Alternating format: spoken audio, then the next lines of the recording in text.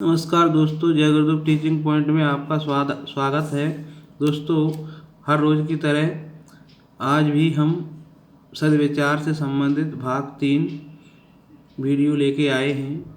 दोस्तों, सद्विचार मनुष्य के जीवन के लिए उतना ही आवश्यक है जितना कि हम खाना खाते हैं शरीर को पौष्टिक रखने के लिए। उसी तरीके से हम अपने मन को एक तरोताज़ा प्रदान करने के लिए, एक नई उमंग, नया जोश पैदा करने के लिए हमें सद्विचार की आवश्यकता होती है। दोस्तों, तो हमें अपने कार्य की शुरुआत अच्छे विचारों से करें और दिन की शुरुआत में ही हम सद्विचार को ग्रहण करें, जिससे कि हमारी पूरी दिनचर्या एक उल्लास और उमंग के साथ पूरा हो। यह वीडियो हर व्यक्ति के लिए है, चाहे वो विद्यार्थी हों, चाहे वो मजदूर वर्ग हों, चाहे वो शिक्षित या किसी भी फील्ड से संबंधित व्यक्ति हों। हम सबको एक अच्छे विचार की आवश्यकता होती है। तो दोस्तों, ये विचार एक टॉनिक की तरह हैं जो कि हमारे मस्तिष्क को तरोताज़ा करते हैं और हमें एक नया उत्साह, नया जोश कार्य करने के लिए प्रदान करते हैं। तो दोस्तों, ये विचार हर व्यक्ति को ग्रहण करना चाहिए और अपने स्वाध्याय में सद्विचारों को सम्मिलित करना चाहिए। तो दोस्तों, अब हम वीडियो को करते हैं शुरुआत। दोस्तों, जय गुरुदेव टीचिंग पॉइंट चैनल का नाम है, तो आप इसको पहली बार देख रहे हैं तो सब्सक्राइब करें और ज़्यादा से ज़्यादा शेयर करें, जिससे अधिक से अधिक लोगों को सद्विचार पहुंच सकें। तो दोस्तों,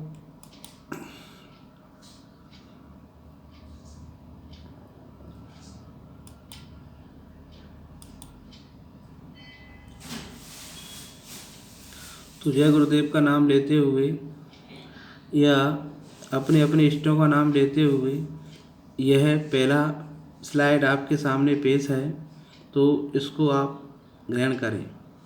दोस्तों, भगवान योगेश्वर श्री कृष्ण कहते हैं कि कर्म वो फसल है जिसे इंसान को हर हाल में काटना ही पड़ता है। कर्म वो फसल है जिसे इंसान को हर हाल में काटना ही पड़ता है। इसीलिए हमेशा अच्छे बीज बोइए ताकि फसल अच्छी हो, यानी अच्छे कर्म कीजिए ताकि हमारा जीवन सफल हो। ये योगेश्वर भगवान श्री कृष्ण का पहला विचार है।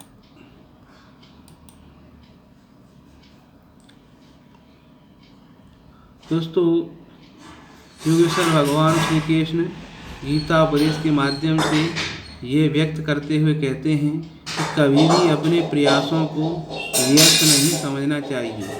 हर प्रयास सफलता की ओर ले जाता है।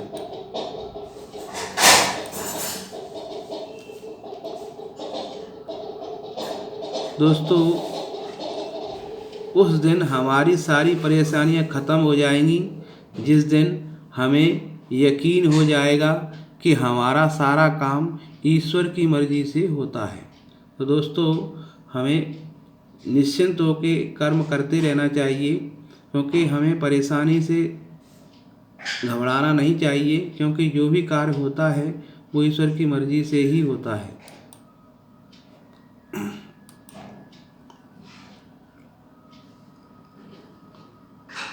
दोस्तों, आगे भगवान योगेश्वर श्री कृष्ण पूरे संसार को समझाते हुए और अपने प्रिय सखा अर्जुन को समझाते हुए कहते हैं कि निंदा से घबराकर अपने लक्ष्य को न छोड़ें, क्योंकि लक्ष्य मिलते ही निंदा करने वालों की राह बदल जाती है। तो दोस्तों, हमें संसार की तरफ न देखते हुए निंदकों की तरफ ध्यान न देते हुए हमें अपने लक्ष्य पर अड़िग होकर पूर्ण समर्पण के साथ कार्य करना चाहिए।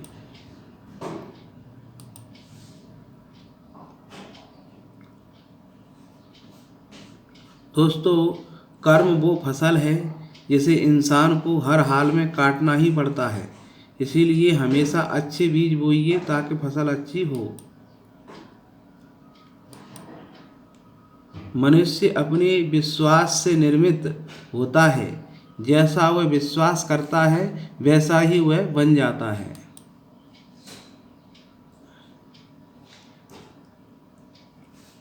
दोस्तों, योगेश्वर भगवान श्री कृष्ण गीता के माध्यम से हमें बताते हैं कि मनुष्य अपने विश्वास से निर्मित होता है, जैसा वह विश्वास करता है वैसा वो बन जाता है।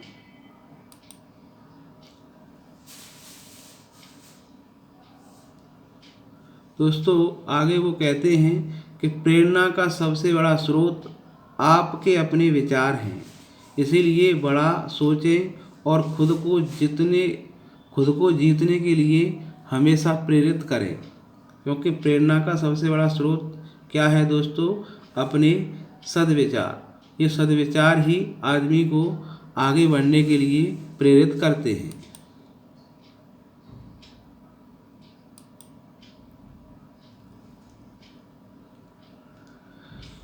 ये गीता का स्लोगन है कि कर्मण्येवाधिते कार्यस्ते मां फलेषु कदाचन मां कर्म फल हेतुर्भूमार्मा ते संगाउस्त कर्मणि। अर्थात तुम्हारा अधिकार केवल कर्म पर ही है, उसके फलों में कभी नहीं, इसलिए कर्म कर, फल की चिंता मत कर। यहाँ पर योगेश्वर भगवान श्री कृष्ण कहते हैं कि तू उत्तम कर्म करता चल, फल की इच्छा मत कर, क्योंकि फल देने वाला मैं हूँ।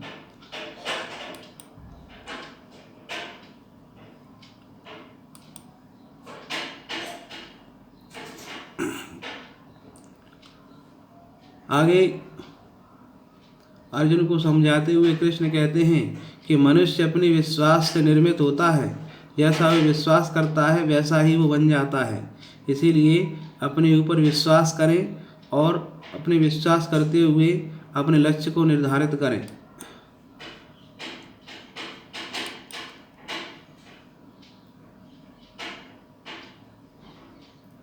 आगे कृष्ण कहते हैं कि इंसान का पतन उस समय शुरू हो जाता है जब वह अपनों को गिराने की सलाह गैरों से लेना शुरू कर देता है।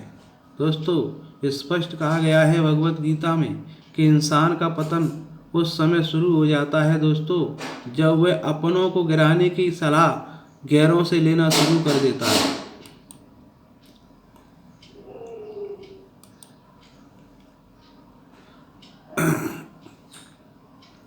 आगे गीता उपदेश के माध्यम से भगवान श्री कृष्ण इस संसार को समझाते हुए कह रहे हैं कि कभी भी अपने प्रयासों को व्यर्थ नहीं समझना चाहिए। हर प्रयास सफलता की ओर ले जाता है।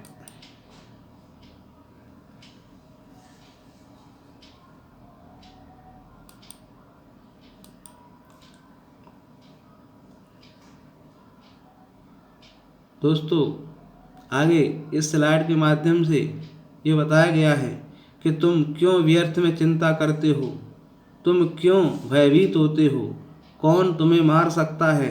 आत्मा न कभी जन्म लेती है और ना ही इसे कोई मार सकता है, ये ही जीवन का अंतिम सत्य है। योगेश्वर गीता के माध्यम से इस संसार को समझाते हुए कहते हैं कि तुम क्यों व्यर्थ में चिंता करते हो, तुम क्यों भयभीत होते हो, कौन तुम्हें मार सकता है।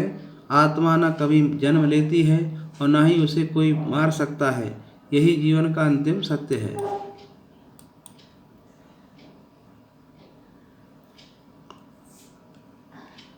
दोस्तों, आगे इस स्लाइड के माध्यम से बताया जा रहा है कि स्वार्थ से रिश्ते बनाने की कितनी भी कोशिश करें, स्वार्थ से रिश्ते बनाने की कितनी ही कोशिश करें वो कभी नहीं बनते हैं, और प्रेम से बने रिश्तों को कितना भी तोड़ने की कोशिश करें वो कभी नहीं टूटते।